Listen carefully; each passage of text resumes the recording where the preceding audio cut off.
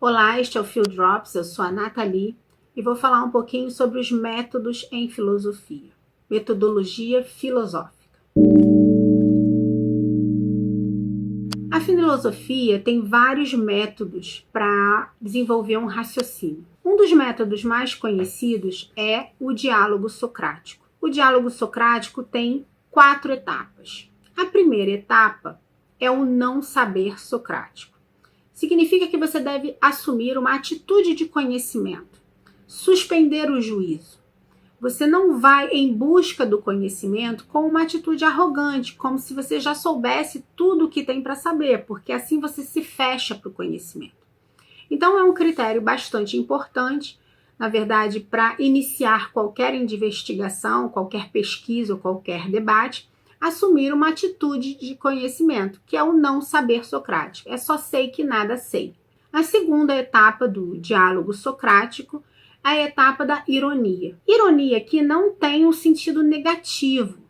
A ironia, na verdade, são duas coisas que acontecem no diálogo. A primeira é quando Sócrates finge não saber nada sobre aquele determinado assunto e começa a fazer perguntas para o seu interlocutor, como se ele fosse realmente um total ignorante sobre aquele determinado assunto.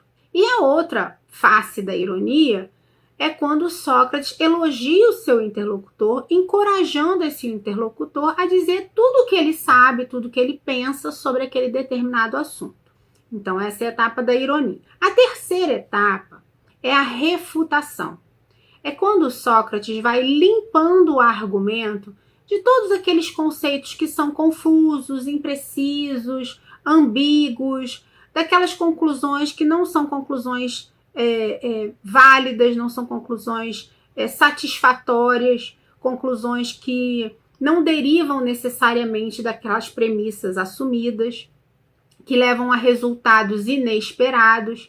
Então, Sócrates vai limpando o argumento. Depois, por fim, a quarta etapa é a maiêutica. Platão apresenta essa etapa muito claramente no texto Teteto, em que ele compara o nascimento do conhecimento ao nascimento de uma criança, ao dar à luz. Dar à luz a uma criança é tão difícil, trabalhoso, quanto dar à luz ao conhecimento. Porque, para Platão, embora nós estejamos grávidos do conhecimento, dar à luz do conhecimento significa que você deve abandonar todas aquelas crenças anteriores e se convencer de que elas não eram tão boas assim.